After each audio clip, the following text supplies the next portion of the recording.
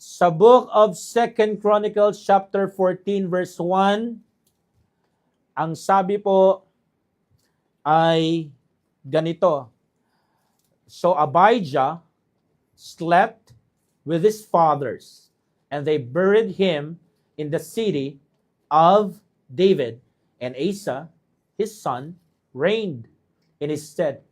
In his days, the land was quiet 10 years. Ang Diyos po ang magpala sa kanyang salita. Pwede na po kayong maupo.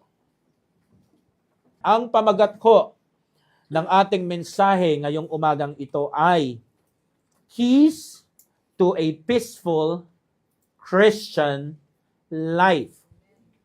Keys to a Peaceful Christian Life. Mga susi para sa isang mapayapa na buhay Kristiyano. Hindi naman ho ibig sabihin sinabi kong peaceful Christian life, wala na hong trials of our faith. Hindi naman ho ganon.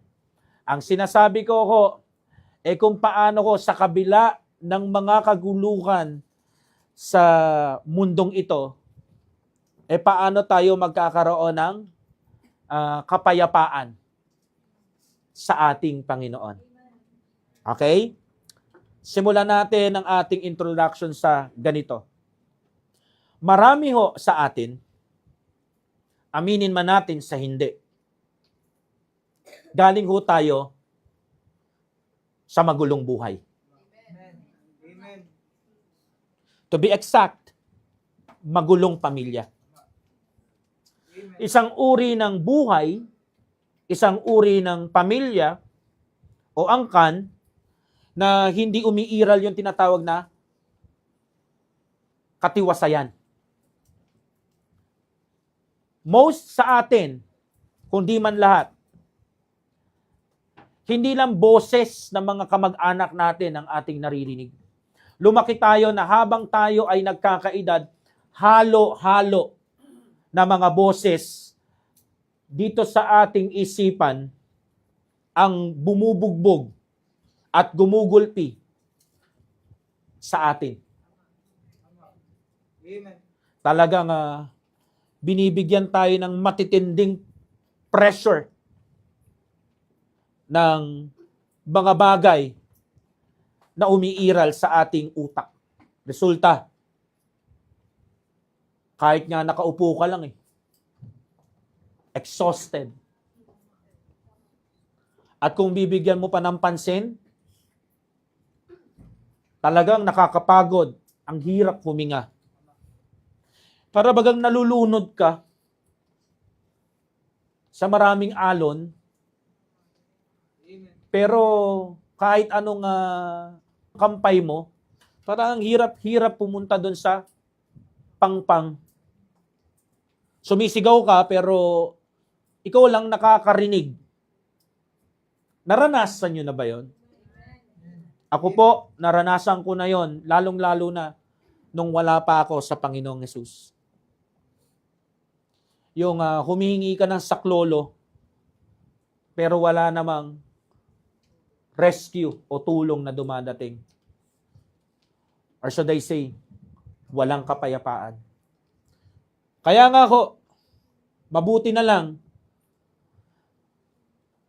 dinala tayo ng ating tagapagligtas sa tinatawag na Christian life. Amen. Amen. Amen.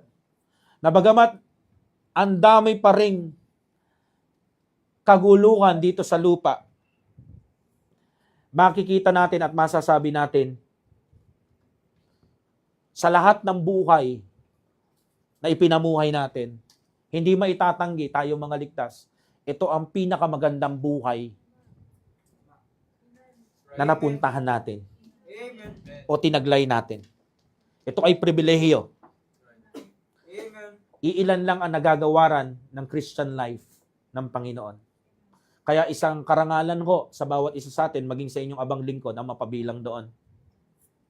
Ito yung buhay na hindi man ko lakat maaliwalas, pero masasabi kong colorful At bawat kulay ay meaningful dahil sa Diyos ng Christian life na ito. Hindi po natin maitatanggi yung mga yung malililim na sulok. Kaya madalas umaabot tayo sa punto kung saan may mga sandali na yung pagkakabao ng pako ng ating pananalig medyo umaangat, lumuluwag. Yung iba nga sa atin, kung aamin lang talaga ng todo, nalo-lost thread. Kasi kung sasabihin ko kung hindi totoo, bakit ang dami hong bumigay? Naglaglagan yung mga pako ng pagkapako ng pananalig nila kay Kristo. Namuhay sa kakarnalan, nauwi sa tuloy-tuloy na pagbabackslide. To worse in the case, yung iba hindi na nakabalik, kinamatayan na nila. Kaya praise the Lord. Amen. Kung nasa Christian life ka pa rin, na nasa loob ng perpektong kalooban ng Diyos. Kasi ang katotohanan, ang kapayapaan ay kayamanan na hindi mo mabibili sa kahit saang SM. Wala hong ganyan sa Mega Mall, sa MOA, sa Rustan, sa Landmark, wala ko. O kahit sa Shangri-La. Ang kapayapaan ay kayamanan na maraming tao dinadaan-daanan lang. Kasi nandito tayo sa modernong panahon na kung saan binibigyan ng orientation ng mga tao. Nakakalungkot. Huwag ka na mag-asawa. Magsentro ka na lang sa career mo. Itayo mo yung sariling empire mo. Build yourself. Pero alam nyo ho, sa lahat ng tuktok na mararating ng isang tao, walang tuktok na hindi kasama ang Panginoon na merong dulot na kaligayahan. Maraming tao, marami lang pera. Pero pulube pagdating sa tinatawag na kaligayahan. At yung kaligayahan na yon ay nagbubukal sa kapayapaan ng Diyos. Walang saysay yung dami ng pera. Kung pag mag-isa ka, ang lungkot-lungkot mo. At alam nyo kung ano yung pinaka nakakabingi? Hindi yung maraming problema kundi yung sandali na mag-isa ka na lang. Mas nakakabingi yung boses na yun. Yung boses ng katahimikan na walang kapayapaan. Isa, pag nandun ka sa baba, iniisip mo, ang sarap sa tuktok. Pero pag nakarating ka na, at tinignan mo yung mga nasa baba, makikita mo sila. May ngiti, may tawanan, may biruan. Ikaw, nandun ka lang sa kwarto mo. Naka-earphones. Nakatingin sa buwan. Minsan mapapa-smile kasi pinapakinggan mo, may nakakatawa. O kaya nakarelate ka. Pero yung earphones, pagtingin sa malayo, escape. Paano kung huminto na yung podcast, yung music? Paano kung huminto na yung mga bagay na yon? Paano kung isara mo na yung aklat? Na kinalilibangan mong basahin. At yung mga bagay na ginagawa mo para makatakas, di ba? Ang lakas pa naman ng boses ng kawalan ng kapayapaan kapag 1 o'clock na madaling araw. Sakto. Yun yung body clock mo. Ang hirap mga minamahal Kaya praise the Lord. Amen. Praise the Lord. Amen. Kaya nating makatulog dahil sa mga pangako ng Lord Jesus Christ. Amen? Amen. Kaya nga yung iba di ba? Sa sobrang kapayapaan ng Lord, ini-extend nila yung pagtulog nila kahit sa auditorium. Isipin mo, kakagising pa lang nila ng Sunday morning, di ba? Talagang ninanamnam nila Yung kapayapaan na nagdudulot ng himbing hanggang sa Sunday school at preaching pag umaga, hindi ba nakontento? Hanggang hapon, Lord, thank you sa tulog. Nagiging abusado na rin Pero kidding aside, gusto ko pong tignan nyo itong kwento na to. Pag-usapan natin kung paano nakamtan, tinamasa, na-enjoy ni King Asa ang peace o yung tinatawag na quiet na 10 taon sa kanyang buhay. Siguro naman, Walang ayaw dito ng peace of mind. Nakakuha niyo ho? So, gamit ang kwento ng isang just na king sa mga talatang ito na ating pag-uusapan, na nagkaroon ng peace sa kanyang time, halukayin natin o mag-delve tayo sa mga susi o sa dalawang susi para naman po magkaroon naman ng pahinga at makahinga naman ang iyong isipan at higit sa lahat, ang iyong puso na nagkukunwari na masaya ka. It's about time maging maligaya. Amen? At kukunin natin ang joy na yan sa Panginoon natin. Amen? Amen. Sa mensaheng pinamagatang Keys to a Peaceful Christian Life. If we want a peaceful Christian life, we must, number 1, remove your false God. Remove your false God. Sa verse 3, makikita po natin si King Asa. Nung maupo siya at maluklok siya sa trono, ano ang una niyang ginawa? Sa verse 3. For he took, yung he dyan, si Asa yan. For he took away the altars of strange gods o false gods o yung tinatawag na idols and the high places and break down the images and cut down the groves. So ano to? Lahat ng mga ribulto na naglipa na sa kanyang termino bilang hari, pagkaupo niya sa trono, inaksyonan niya kagad. Pinatanggal niya lahat ng strange gods sa mga high places o yung mga tinatawag na Diyos-Diyosan, yung mga rebulto ng mga kapwa niya, Hudyo. At kanyang ipinag-utos na wasakin lahat ng imaheng ito. Durugin ang mga kahoy at bakal o kahit sa manggawa na mga Diyos-Diyosan nila. Bakit? Kasi alam naman natin na itong mga strange gods na to, itong mga false gods na to, itong mga idols na to, ay hindi to totoong Diyos. Amen. Hindi to pwedeng maging totoong Diyos kasi gawa lang ito ng kamay ng tao. Amen. Na ang tao ay create lang ng creator. So hindi pwedeng maka-create isang creature ng creator. Nakukuha niyo ko? Amen. At alam yun ni King Asa. Kaya ang una niyang pinakaginawa is ibalik sa Israel ang Diyos nila. At ang Israel ibalik sa nag-iisang tunay na Diyos nila. At hindi makakabalik ang Israel kung merong mga Diyos-Diyosan. Kaya yan po ang una niyang pinatanggal, pinasira at pinawasak. So, makikita natin, no? Ito po ay punong-puno at naglipa na sa bayan ng Israel, yung mga Diyos-Diyosan. Kaya nga, high places, images, groves, plural lahat. Ibig sabihin, nagrampan.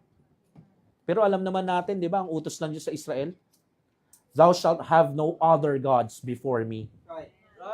So, ibig sabihin, yung mga naunang hari kay King Asa, hindi sumusunod. Rebelde sa commandment ng Diyos. Pero si King Asa, iba siya. Sumunod siya. King Asa obeyed God's command. Verse 2. And Asa did that which was good and right in the eyes of man. Of the Lord pala. His God. Amen. Amen. Hindi niya lang kilala yung Diyos ng Israel. Personal niya daw yun na His God. Diyos niya. Hindi siya yung isang relihiyoso lang na merong stock knowledge na may isang supreme being. No. Ang sabi ng Biblia, His God. Diyos niya. Malinaw ho? At Dahil ang Diyos niya ay ang Lord, hindi niya ginawa kung ano yung tama at mabuti sa harap ng tao o tama at mabuti sa paningin niya. Ang ginawa niya ay yung kung ano yung mabuti at tama sa harapan o sa mata ng Diyos niya.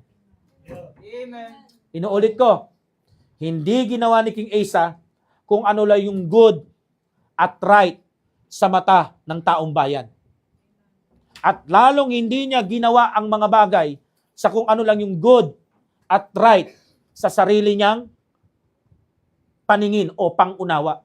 Ginawa niya kung ano yung good at right sa mata ng Diyos. Ano ba yung good at right sa mata ng Lord na kanyang Diyos? Exodus chapter 20 verse 1 hanggang 6. Ano ba yon? Yung good and right na to. And God spake all these words, saying, pansinin niyo yung verse 1 na yan. God spake all these words. Hindi po si Moses yan. Hindi po si Moses ang nagsalita ng lahat ng salitang maririnig nyo mula sa verse 2 hanggang 6. Sino daw? God spake all these words, saying, ano sabi niya? Verse 2, I am the Lord, thy God. Ako ang Panginoon, ang iyong Diyos, which have brought thee out of the land of Egypt. Background story. Ito yung panahon, nakakalabas lang nila sa Egypt. Yung tumawid sila ng Red Sea. Amen. Nung nalunod na sila Pharaoh, natabunan na ng tubig. Kinausap sila ng Panginoon dito. Sa verse 1, Panginoon na nagsasalita, ang sabi niya sa mga Hudyo, ako ang Panginoon na Diyos nyo. Ako yung naglabas sa inyo sa bayan ng o lupain ng Ehipto. Out of the house of bondage. Ako naglabas sa inyo sa bahay ng pagkaalipin nyo. Ibig sabihin, ako nagpalaya sa'yo. 3. Thou shalt have no other gods before me. At dahil dyan, dahil ako ang nagbigay sa iyo ng kalayaan, verse 3, hindi ka pwedeng magkaroon ng ibang Diyos maliban sa akin. 4. Thou shalt not make unto thee graven image. Ano yun? Groves. Rebulto. Diyos-Diyosan. Nagawa ng kamay ng tao. Or any likeness or of anything that is in heaven, above, and that is in the earth, beneath, or that is in the water, under the earth. So kahit anong image, likeness, sa himpapawid, mga ibon, di ba? O mga araw at planeta, sa lupa, kahit anumang mga animals o hayop kasama ang tao, dito, kahit mga isda sa karagatan o kailaliman pa, hindi ka pwedeng gumawa ng graven image sa mga likeness na to. Kasi balik tayo sa 3, ano sabi niya? No other gods before me. Amen. Okay? Hindi ka lilika. Verse 5. Thou shalt not bow down thyself to them. Ano ba yung bow down? Luluhod. Parang pamilyar sa panahon natin ngayon, no? May rebultong nakaharap, tas lumuluhod yung mga tao. Eh di ba yung linuluhuran nila, si Jesus din naman, tsaka yung mga saints, hindi mo pa alam yon. Hindi mo pa alam doon kung sila ba talaga yon at ganun talaga itsura nila. Pero ito ang alam natin. Ang sabi ng Diyos ng Bible, wala kang luluhuran sa kanila. Nor serve them. For I, the Lord, thy God, am a jealous God. So, ibig sabihin, pag lumuluhod pa lang isang tao sa rebulto, no, ang nararamdaman ng Panginoon, selos. Right. Oo nga naman, nakakaselos nga naman. Lumuluhod ka dun sa rebulto na walang buhay. Tapos yung nagligtas sa'yo sa Egypt, na nagpakita sa'yo ng mga miracles, hinati yung dagat, hindi siya anjojosin mo. Sampal naman talaga sa mukha niya yon. Right. Ako yung may ginawang dakilang bagay sa'yo para makalaya ka, tapos babalik ka sa isang rebulto, strange God, na hindi naman nagligtas sa'yo. May mga mata, may mga tenga, may bibig, pero wala namang function. Yun ang ginagawa sa atin ng rebulto eh. Makes us dumb. Right. Tama. Nagawa tayong tanga. Pero ang Diyos na buhay, hindi ganon. Sabi niya, kapag daw ang isang tao, sabi niya sa mga Israelites, sabi niya dito, kapag meron daw Israelite o Hudyo na nilabas ng Panginoon sa Egypt, na lumuluhod sa mga idols na ito at naglilingkod sa kanila, nakakaramdam siya ng selos. Ang aksyon niya ito, visiting the iniquity. Ang tawag niya sa pagluhod at paglilingkod doon, iniquity. Ano ba Tagalog na iniquity? Kasamaan. Evil. Ilang kayo mga kababayan natin ang lumuluhod na iniisip nila malapit sila sa Diyos, pero sa salita ng Diyos. At sa Diyos mismo, ang tingin sa kanila, wow, evil workers. So ang dami palang reliyoso na workers of iniquity. Evil doers sa harapan ng Panginoon. Sabi niya, bibisitahin ko yung kasamaan na mga tatay na to sa kanilang mga anak. Hanggang ikatlong henerasyon nila, bibisitahin ko. Yung mga sumasamba sa rebulto, sa panahon natin ngayon, ay iniisip nila nagwo-worship sila. Ang sinasabi ng Panginoon, yung ginagawa niyong akto na yan, yung action na yan, pinapakita niyo, you hate me. Why? Pinagpapalit mo siya sa inukit ng pait, inukit ng kamay. Ginodiyos mo yung inukit lang. Right. Kaysa sa nagbigay sa'yo ng buhay. Hard preaching. Amen. Di yan matatanggap ng marami nating kababayan. Mahirap talaga tanggapin kapag iba ang nagbasa para sa'yo. Pero pag ikaw lang mag-isa nagbasa niyan, baka tumutulo pa yung luha at uhog mo. Kasi makikita mo, kasalanan pala tong ginagawa ko. Tama. Siguro ang dami sa bansa natin, no? Nagtataka, nagdarahop sila. Kala nila gobyerno sinisisi nila, no? Hindi nila alam. Isa to sa dahilan. Tama. Right. 6. And showing mercy unto thousands of them that love me and keep my commandments. Sabi niya, kapag sumunod kayo at wala kayong ibang Diyos, ako lang, magpapakita ako ng mercy Amen. sa mga totoong nagmamahal sa akin at sumusunod sa sinabi ko. Anong sabi niya? Thou shalt have no other gods before me. Yun ang utos. Pag sinunod mo yon, may mercy sa mga sumusunod. At kung naglalaban pa rin ang iyong nararamdaman sa bagay na to, kahit binasa natin sa salita ng Diyos, matagumpay si Satan. Ang Christian life na nagtataglay ng mga false gods or idols ay imposibleng maging peaceful. Kung sinasabi mo, ligtas ka na, isa ka doon sa mga nagrepent na sinner na toward the Heavenly Father at nagput ng kanilang faith toward the Lord Jesus Christ. Pero, pinipili mo pa rin na mamuhay sa pagsamba sa mga Diyos-Diyosan, hindi magiging tunay na mapayapa ang buhay mo. Right. Amen. Bakit? Dahil hindi naman si Satanas ang kalaban mo. Right. Ang kinakalaban mo, yung nag-utos ng Exodus chapter 20 verse 1 hanggang 6. Sinasabi ko sa iyo, kapatid, kung kalaban mo si Satanas, huwag kang matakot kung kakampi mo ang Diyos. Hindi mananalo si Satanas sa banal na Diyos. Pero kung hindi ka susunod sa Diyos at kakalabanin mo yung utos ng Diyos, kahit magsama pa kayo ni Satanas at ng mga kampon niya, may kalalagyan kayong lahat. Right. Amen. Right. Ah. Amen. Una mong kakalagyan, walang kapayapaan na mailalagay sa puso at isipan mo.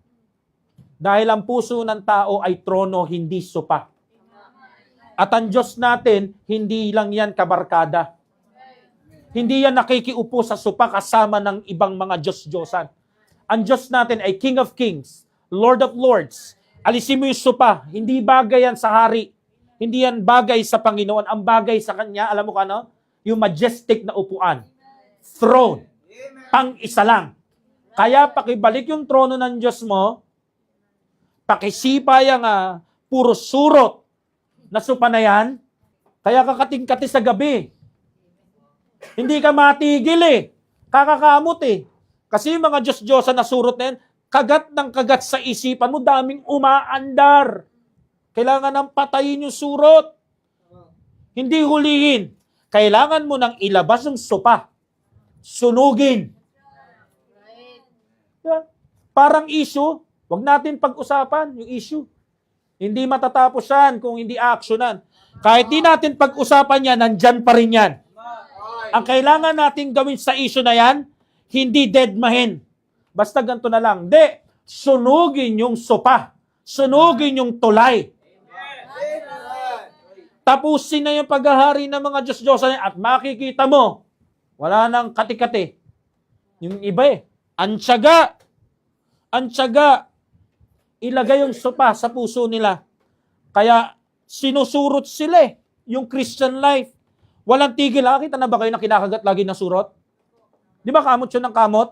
Tapos nagsusugat-sugat na. Nagtataka lang ako, bakit nandyan pa rin yung sopa? Nahihirapan ka Hindi ka makakatulog dyan sa gabi pag may surot yung sopa.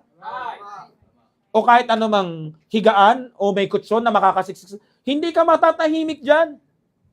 At dahil ang pinag-uusapan natin ay King of Kings, Lords of Lords, kaya usapang upuan. Amen.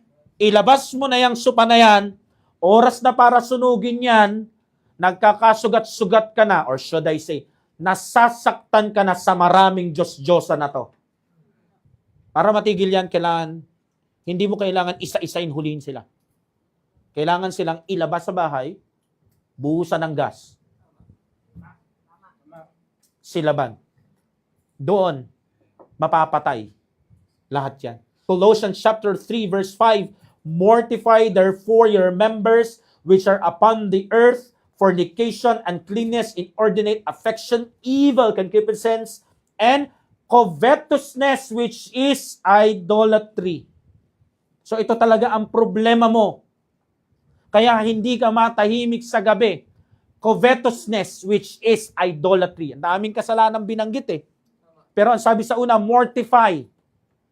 Mortify, which means to kill. Patayin. Patayin mo na yan, kasakiman na yan. Kasi idolatry yan.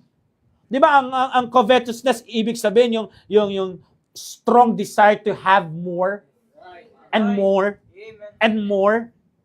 Ang problema sa Israel, di ba? Doon sa panahon ni King Asa, ang daming strange gods. Plural, may S yung God o yung mga Diyos-Diyosan. Ang daming naglipa ng idols. False gods. Kaya nga inaksyonan niya Niremove niya. Winasak niya. Inilabas niya palabas sa Israel. Tinanggal niya. Eradication. Kasi kapag nagtira ka pa ng isang surot na Diyos-Diyos at kakagating ka pa rin noon. Mangingitlog lang yon ng iba pa. At ganun po ang covetousness. Hindi yan ay kasalanan na hindi nakukontento sa isang upuan lang. Sa isang higaan lang, kakalat yan sa buong bahay. Kakalat yan sa buong Christian life mo. Nakakuha nyo? Walang idolater o may false god sa buhay niya ang makukontento. At pag hindi nakukontento ang tao, andar ng andar yung utak. At pag andar ng andar yung utak, kung ano-ano nang may isip mo, aabot ka na sa punto, pati kasamaan maiisip mo. Dahil sa covetousness na yan, na nandyan sa puso mo, susunod ka dyan. Di ba ang sinusunod, according sa Bible, Diyos lang? O tamo, nagiging Diyos mo. Kaya nga idolatry. At kapag may covetousness at mayroong idolatry, walang quiet na buhay. Balik niyo po doon kay Asa, doon sa text natin, na binasa natin.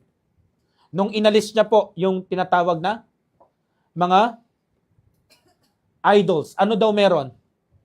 The land was quiet 10 years. Marami sa atin dito yung Christian life, sobrang gulo. More than 10 years na. Alam nyo, pag may covetousness, gusto mo nang matulog, nakatingin ka pa rin sa Shopee.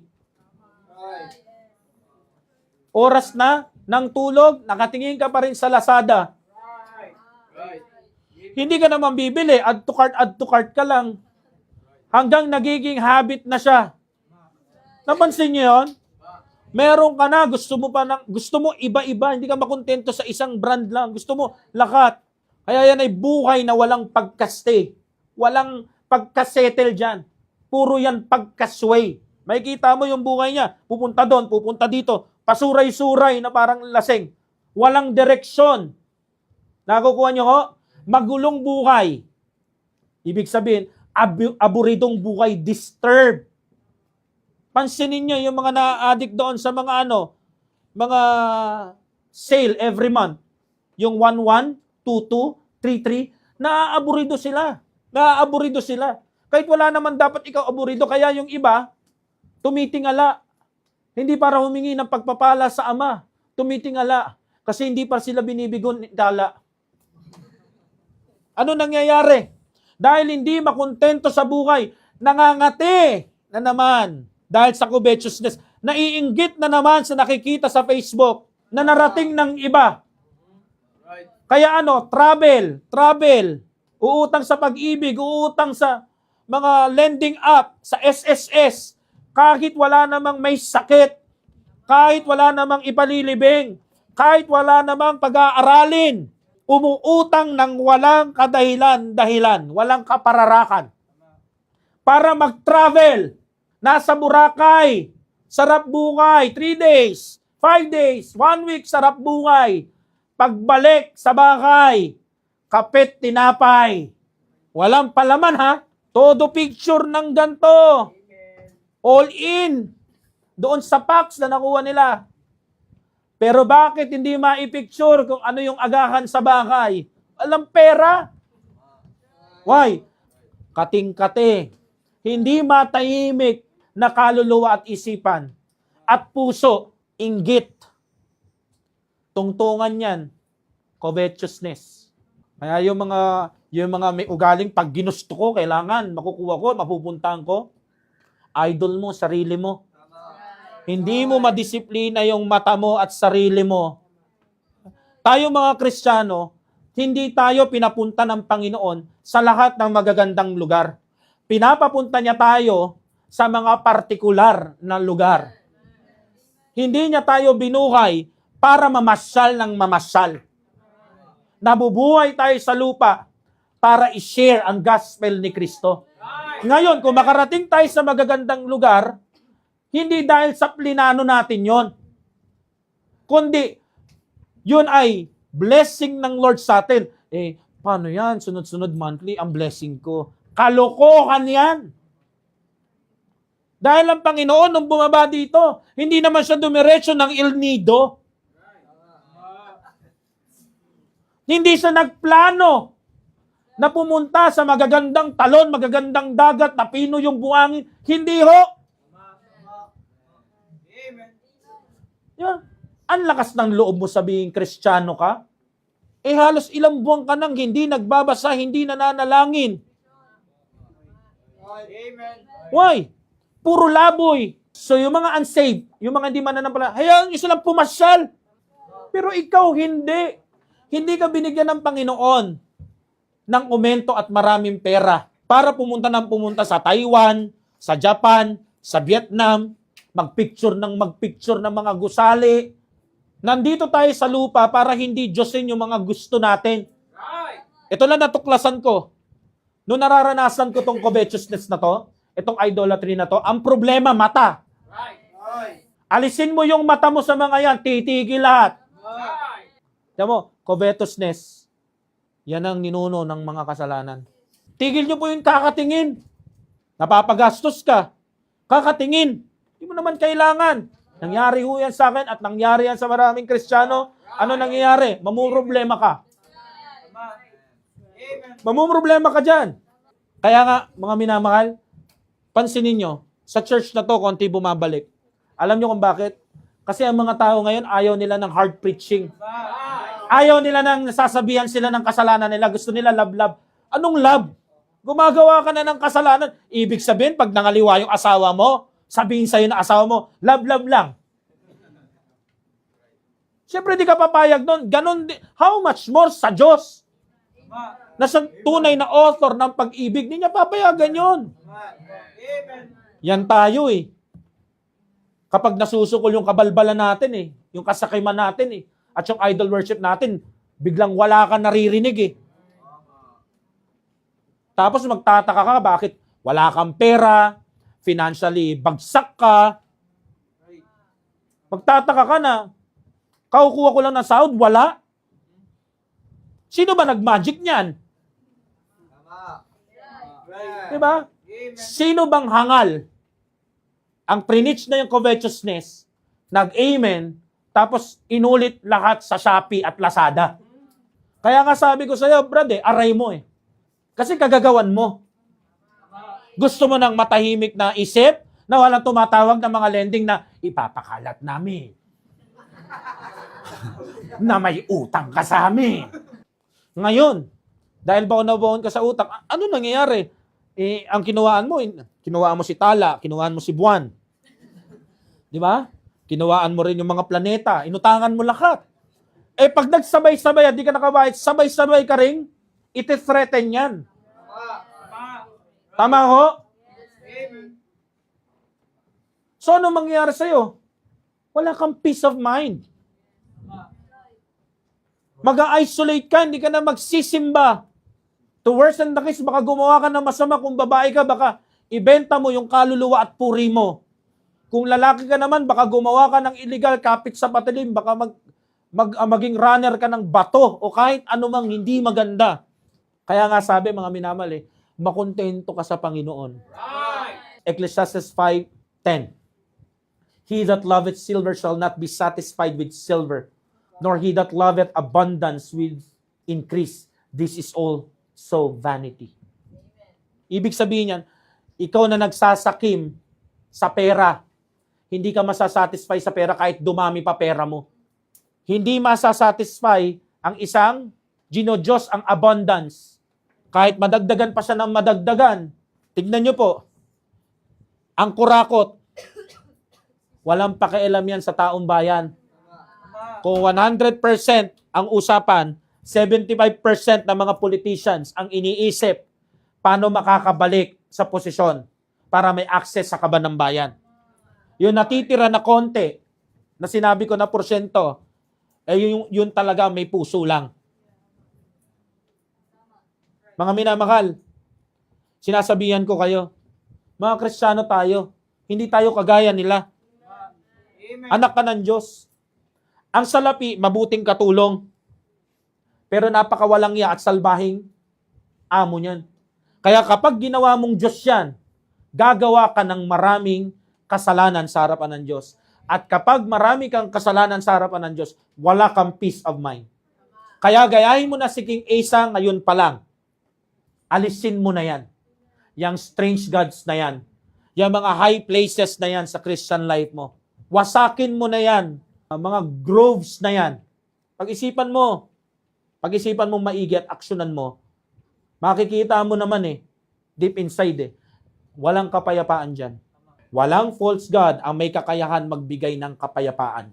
Iwasan nyo na pong tumingin sa Shopee, sa Lazada, nang wala namang pangangailangan talagang kailangan. Kasi dinadaya tayo ni Satanas, ginagawa yung Diyos natin Amen. Pumupulupot siya sa isip natin Amen. Galatians 5:22-24. But the fruit of the Spirit is love, joy, peace, long-suffering, gentleness, goodness, faith, meekness, temperance. Against such there is no law. And they that are Christ have crucified the flesh with the affections and lust. So yung covetousness na idolatry, crucified mo na kay Kristo yan. Diyan namatay si Jesus Christ sa kasalanan na yan. Hindi ka dapat nag-e-enjoy sa isang kasalanan na kung saan nagsakripisyo ang Panginoon natin. Bakit may gulo yung isipan mo lately? Hindi kaya dahil may false gods? Hindi kaya nakapako ka na sa loop ng kasalanan, ng kasakiman, at unti-unti niya nang nire-reveal yung sarili niya sa'yo na idolatry yan? Dapat nakapako lang tayo kay Jesus Christ. Kasi kay Jesus Christ, alam niyo kung ano meron? Joy. Peace. Nakukuha niyo ho? Goodness, faith, meekness, temperance. Kaya yung iba sa atin, walang pagpipigil eh. Kasi hindi nakapako kay Kristo. Nakapako saan? Sa loop nung tinatawag na pagsamba sa material na bagay. Kahit ilagay mo lahat ng compression sa katawan mo, pag maglalaro ka ng basketball, ito kailangan ko to, yung sleeves, yung sa tuhod. Kahit ilagay mo lahat yan, kahit mamakalim pa yan, kung baldog ka tumira, baldog. Kailangan ko lahat ng Jordan sa paa ko, lahat ng Kobe's, lahat ng KD's, lahat ng sapatos ni Stephen Curry. Kahit ilagay mo kung balibag tae ka, umitsa ng bola, walang mangyayari dyan. Tatalunin ka pa nung local lang yung sapatos, pero marunong lumaro.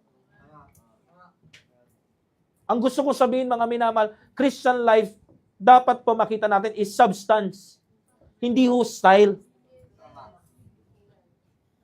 Dapat may laman. Walang peaceful Christian life sa loob ng paborito nating kasalanan. Wala ho. Kung paborito mong kasalanan, false gods, strange gods, ng covetousness, pagiging mukhang pera, at pagiging materyoso at materyosa, lalo mo lang pinalalaki yung void at vanity sa kaloob-looban mo. Kasi kapag nawala na yung pagiging bago ng bagong pera mo at bagong material na bagay sa'yo, lulungkot ka na ulit, mangangailangan ka ng bago. So nakabilanggo ka doon. Kaya sirain na po natin yan, mga minamahal. Kailangan mo nang gawin kung ano yung good at right. Gayahin natin si King Asa. Number 2, at last. Number 2, at last. Una, remove your false gods. Pangalawa, rely on the true God. Rely on the true God. Sa verse 9 hanggang 11, ano nakalagay? And there came out against them Zerah, the Ethiopian, with an host of 1,000 and 300 chariots, and came unto Marisha. Verse 10. Then Asa went out against him, and they set the battle in array in the valley of Zephathah at Marisha. 11. And Asa cried, or should I say, Asa relied on the Lord, his God, and said, Lord, it is nothing with thee. Wala lang sa iyo to, Lord, to help. Yung tutulungan mo ko, madali lang to, easy. Chicken lang to. Whether with many or with them that have no power. Maparamihan man o kahit wala, Panginoon, alam ko kaya mo kaming tulungan. Help us, O Lord, our God, for we rest on thee, and in thy name we go against this multitude. O Lord, thou art our God, let not man prevail against thee. Ano yan? Reliance. Pag sinabing rely or reliance, ito po yung state of depending on or trusting someone or something. So dito makikita natin na si King Asa, kaya meron siyang kapayapaan sa buhay niya sa loob ng 10 taon at nadama yung buong Israel. Alam niyo kung bakit? Hindi siya nakarely sa sarili niyang kakayahan. Hindi siya nakarely sa sarili niya. Amen. Kaya yung magtiwala ka lang sa sarili mo, hindi yun pang Kristiyano Totoo na meron tayong kumpiyansa kapag nag-aral tayo, nag-review tayo, pero yung total confidence, total reliance sa sarili, hindi pang Kristiyano yun. Ang dapat confidence natin, ang basa natin sa salitang confidence, Godfidence. Sa Kanya talaga tayo nakaasa. Nung dumating ang trouble King Asa, hindi siya tumingin paloob sa sarili niya. Anong kakayahan ko? Anong bilang ko? Ilan ang sundalo ko? Gaano tayo kalakas? Hindi. Nagtungo siya agad sa Panginoon. Cried unto the Lord. Nag-pray siya. Humingi siya ng saklolo. At ang sabi niya, ganito siya kakumpiyansa, oh, walang-wala lang sa'yo to. Alam ko, wala lang sa'yo to. Amen. Parang si Pastor Ryan na 41 years old, kalaban niya yung mga batang bisita sa basketball. Mabibilis, maliliksi. Mga walang footwork. Yung tipong pag tumalon, dadaganan ka na lang. Nakuha nyo? Nagising siya. Oh. Ay, salamat, hindi pa langit. Ha? Sila. Kain natin yung si Pastor, ganito gagawin natin, pag-usapan natin. Di ba nakakawak ng bola, ganito na. Kain natin talunin siya sa ganito, ganyan. Pinagpaplanuhan ako habang wala ako nung last Thursday, ang doon ako sa conference. Di ba? Pero alam nyo kung ano nangyari sa maraming ganon? Marami po ako nakalaban ng mga kabataan. Sabi ko, sige lang, laban lang. Pero hindi nila alam, sa tuwing bago ako maglaro, Lord, ingatan mo ako kasi 40 years old na ako kalaban ko mga bata.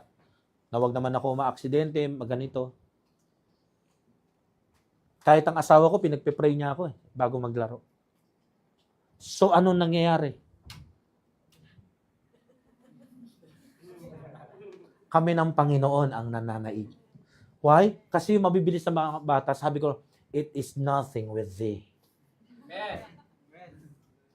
Ikaw ang nagbigay ng bilis sa kanila. Lord, pwede bang pag ako na yung kalaban nila, for some reason, ang bagal nila. Kayang gawin ng Diyos yun. Alam ko may power sila, mas magaan ang katawan nila sa akin. Pero Lord, bigyan mo ako ng talino paano aanggulo at makakashoot. Lord, sa tuwing ipag-pray nila na matatalo nila ako, I pray, wag mo silang pakinggan. Maawa ka sa isang wala ng tatay. Kasi may pangako siya sa sa mga walang tatay. Ako ang magiging tagapagtanggol nila. Praise the Lord, buhay pa mga tatay nila. Kaya walang magtatanggol sa kanila. Hello? Tsaka meron pa isang pangako, sabi sa Bible, kapag ikaw nagsosoul winning, meron kang nawin. Kahit anong hingin mo. Lord, wala namang kakwenta-kwenta tong hihilingin ko. Ingatan mo lang ako ha. At pabonus na lang yung manalo pag nagpe-fellowship kami ng mga bata. Pero wala naman silang nadala sa Panginoon pa Ako meron na. At yung bunga ko, marami na ring nadala. Pwede ba? Sa tuwing magpe-pray sila na manalo sila, I pray, alalahanin mo, may bunga ako. Hindi naman kita inutusan. Nire-remind ko lang. Alam ko naman di mo nakakalimutan. Kaya nga, may peace ako pag uuwi ako. Nakakatulog ako sa gabi. Wow. 'Di ba? Isipin mo, paano ko natalo yon gamit ang kamay ko at mga daliri ko? Paano ko yun na-shoot yung ibang tira doon? Na nakakatulog ako lagi ng mahimbing Masakit kaya yon yung linggo-linggo ka pumupunta pero lagi ka broken hearted. Tapos, mauulit yung cycle. Tapos sabi, kaya natin to. Sabi ko, Lord, kaya nila, di ko kaya. Pray lang ako. Ang sarap Lagi ko lang sinasabi, Lord, it is nothing with thee. Kala nyo nagbibiro ako? Totoo yun. Na nagpe-pray talaga ako. Pinagpe-pray ako ng aking asawa. Kaya lahat ng shoot doon, kaya ako tumatawa minsan. Sabi nila, nagpe-pray ka pala magpe-pray. Buhay pa tatay nyo. Wala pa kayo nadadala sa Lord. Kaya, this is advantage. Ha? Hindi naman namin pwedeng patayin tatay namin, pastor Magdadala. Which is wrong sa utos ng Bible, di ba? Ay utos ng Panginoon. So, magdadala na lang ako ng mga kaluluwa. Much better. Para patas yung laban, di ba? Sige, dala ka. Dalhin mo muna Sunday. Huwag mo palaruin. Dalhin mo na Sunday. Di ba? Kaya pag meron hong trouble, at natutrouble ako kahit sa loob ng court o sa Christian life ko, tawag tayo sa Panginoon. Maraming Christian life ngayon, ruined na Bunga po kasi ng kawalan ng reliance sa Panginoon. Nakasandal na sila sa kakayahan nila. Sa trabaho, sa sahod. Alam nyo, sa ilang panahon, e-epekto yan. Pero guguho yan later on. God is the one and only supplier ng peace. Hindi ho yung diploma mo, hindi yung posisyon mo, hindi yung layo na narating mo. Gaya ng sinasabi ko, ang manufacturer lang ng peace of mind, Diyos. Hindi mo yan makukuha sa asawa mo, sa anak mo. Kasi kung totoo, bakit may mga cases na kahit merong asawa at anak, yung tao nagpapakamatay? Bakit yung misis humihingi ng tulong sa mga kaibigan at specialista, tulungan nyo naman yung asawa ko, depressed na siya. Kung totoo. Even the kids, may mga ganong pangyayari. Nakukuha nyo ho?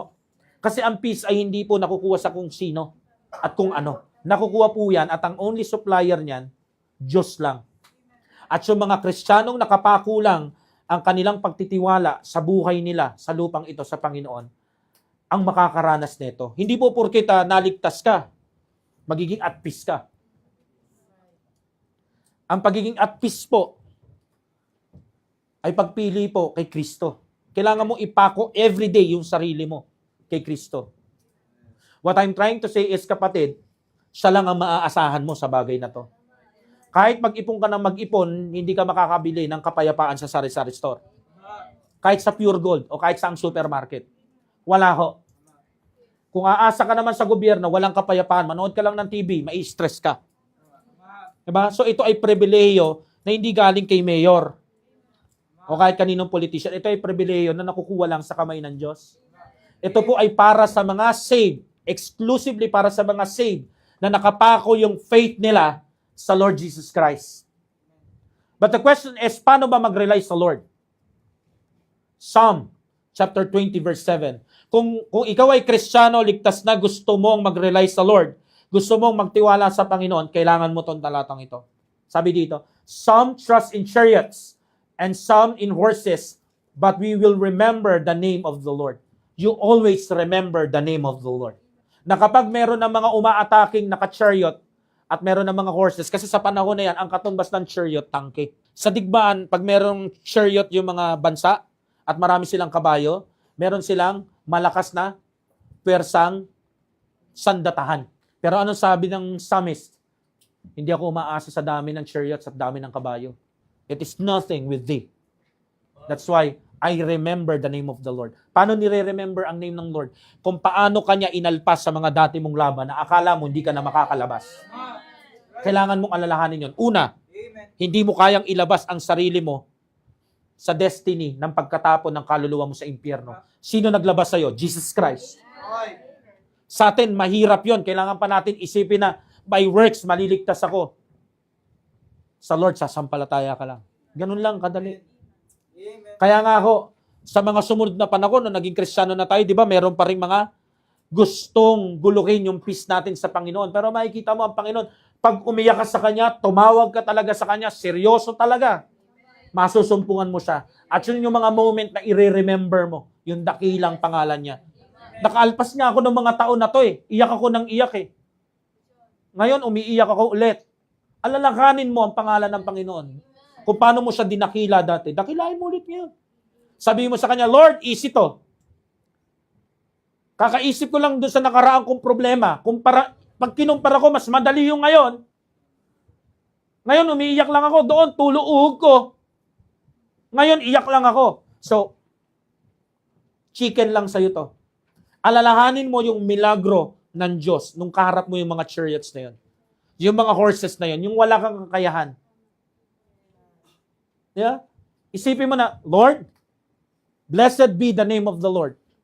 Ikaw ang aking strength. Tinuruan mo yung aking kamay at mga daliri na makipaglaban at makipaggera. Paano tinuturuan ng Panginoon yung kamay at mga daliri natin makipaglaban? At makipaggera? Itikom. Paano tikom? Pasuntok, hindi po. Kapit sa faith. Kailangan mong mag-rely sa Diyos. Kasi mayroong mga sitwasyon na kahit anong talino mo, kahit anong gawin mo, wala kang magagawa. Kahit sabi mo, strategist ka pa ng pamilya ninyo, wala kang magagawa. Kaya bilang Kristiyano, umasa ka sa kung anong strategy ng Panginoon. Kahit medyo weirdo pa yan, kapitan mo pa rin. Psalm 118 verse 8, it is better to trust in the Lord than to put confidence in man. Kaya nga ho, ang katotohanan dito, ang tao limitado.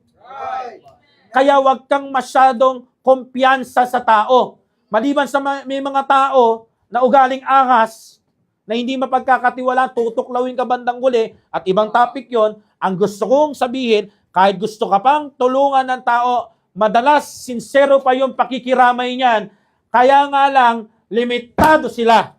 Amen. Diba? Let's be honest mga kapatid. Amen. Kanino at saan nakapako ang tiwala mo sa panahon na to? Si King Asa, dito sa kwento na to, nakarely o nakabaon ng malalim ang mga pako ng pagtitiwala niya sa Panginoon. Alam niyo, yung kalaban niya, thousands of thousands. Pero ano sabi niya? It is nothing sa aking Diyos.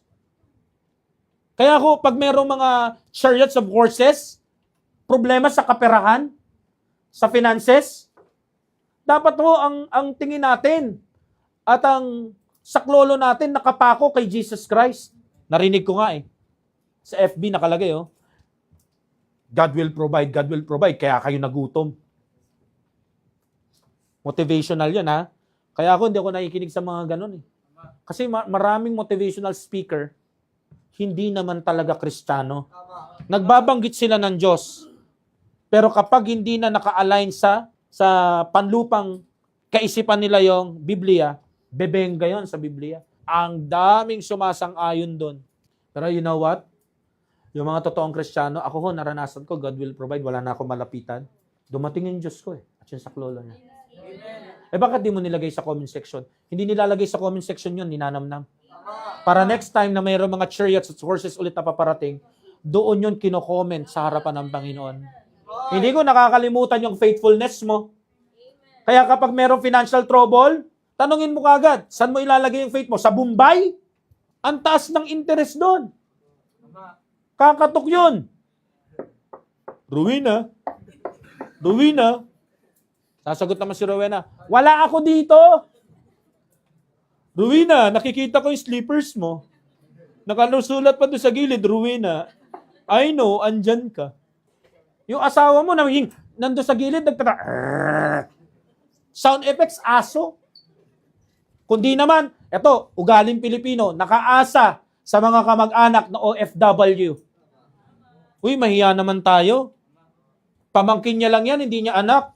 Tapos sa mga Pilipino, hindi tayo makaahon sa hirap dahil sa gobyerno. Hindi, dahil sa'yo. Palaasa ka. Kaya yung mga foreign countries, umaangat sila.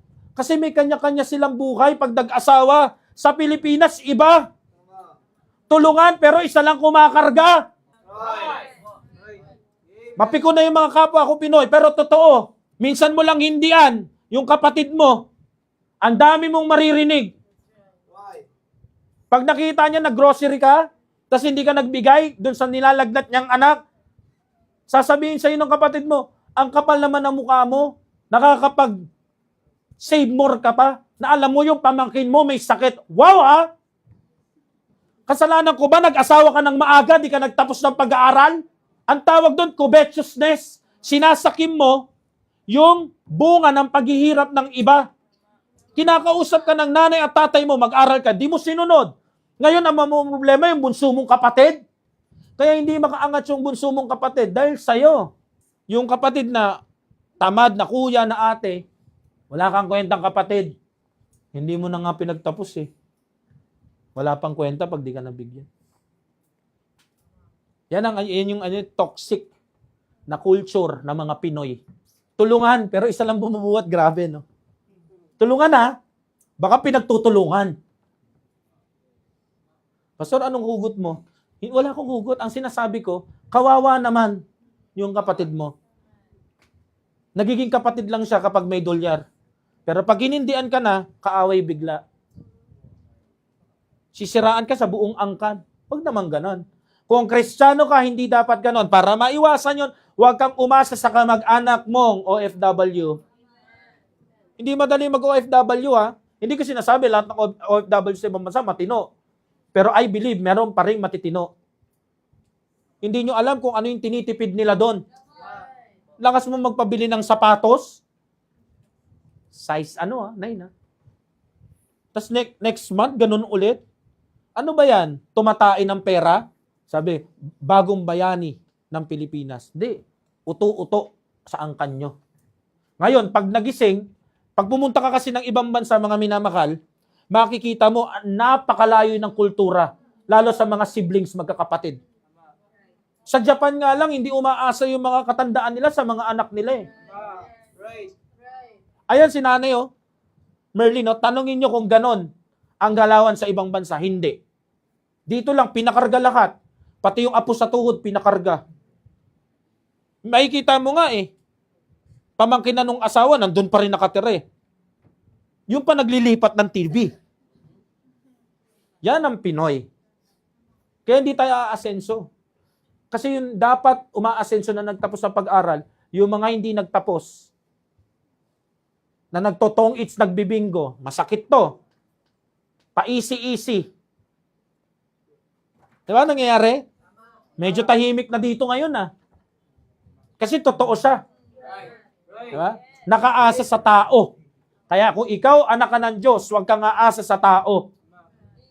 Why? Kasi maganda yung practice sa relasyon mo sa Diyos at the same time hindi ka nang aargabyado ng kapwa mo tao.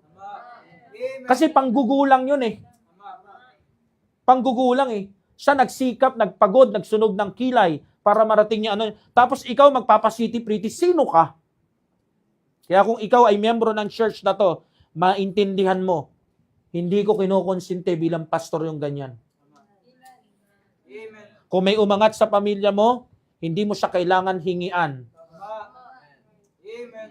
May Diyos tayo na magpo-provide sa atin. Ngayon, kung magbigay siya ng kusa niyang tulong, praise the Lord. Kumilos sa puso niya. Pero yung ikaw, weekly manghingi sa kanya, hindi ko po yan isasuggest sa inyo. Why? Para sa akin yan ay sanga ng kasalanan ng kasakiman. Na nagtatago sa sticker na nakadikit ay family, tulungan. Hindi ho ganyan ang tulungan. Ang tulungan ganito, hindi mo pahirapan yung kapatid mo. Hayaan mo siyang umangat. Magiging happy ka sa kanya kung nasaan siya. Hello? Amen. Kaya mga minamahal, hindi tayo aasa sa tao. Kaya nga ang tanong, sa ating pagsasara, may kasama pa ba ako? Parang ayaw nyo na. Parang yung pagsasara ng message ko, parang pinagsara nyo na rin ako ng pinto Diba? Hindi po ako magsasorry doon Hindi ako magsasorry kahit anong mangyari. Kahit i-upload pa sa YouTube, hindi ako magsasorry. Kasi totoo yun. It's about time may magsabi sa mga kababayan natin Pilipino na yung pagiging religyoso nyo, hindi totoo. Hindi kayo nakaasa sa Diyos. Nakaasa kayo sa kamag-anak nyo. Sa Bombay. Sa lending. Which is, hindi dapat. Ito ang totoong umaasa sa Panginoon. Magtatrabaho na maayos, hindi mamemerwisyo ng iba. Magsisipag, nakukuha nyo, at kapag sumahod, sisinupin yung pera. Hihingi ng talino sa Lord kung paano gagamitin yung pera niya. Amen. Amen? So kung ano man yung hindi kaya ng sahod niya, Lord, dun mo na sasabihin, it is nothing with thee. Nagkaroon ako ng problema na sinlaki ng mga chariots at kabayo. Nilagpas mo pa rin ako. Amen? Amen. So ang Christian life nakarely sa Panginoon hanggang financial na kalagayan. So lakaran natin yung path ng pagre-rely sa Panginoong Hesus. Our Father in heaven wants us a peaceful Christian life. At gusto niya maging channel din tayo ng kapayapaan na yon. Pag nakikita ng iba yung testimony natin. Amen? Gusto niyang ma-enjoy ko yung peace of mind na galing sa Kanya. At the same time, wag naman tayo maging stress ng iba. Pero kaibigan, kapatid, bago mangyari yon, sa'yo at sa akin, may mga dapat tayong i-remove. I-remove yung covetousness. Diyan tayo nagkakaroon ng financial trouble. Diyan tayo problema ng thousands. Hello? Kaya yung paborito nating kasalanan na sinasamba natin na idolatry, alisin mo na yan. The Lord Jesus Christ wants us to experience His abundant life. Amen? Amen. Kaya tiyakin natin na perfect yung puso natin sa harapan ng Diyos. So ano ang nire-reveal ng banal na Espiritu sa iyo ngayong umagang ito? At kung meron pangungusap, bakit hindi mo sukuan yung pangungusap na yon? Bakit hindi mo i-crucify yung sarili mo doon? Pasakop ka. Amen? Amen. Yung narinig mong preaching, sundin mo. Kasi baka yan na lang ang kulang. Yung removal, tsaka reliance. Removal sa false God, reliance on true God. Baka yan na lang ang kulang para yung Christian life mo maging peaceful ulit.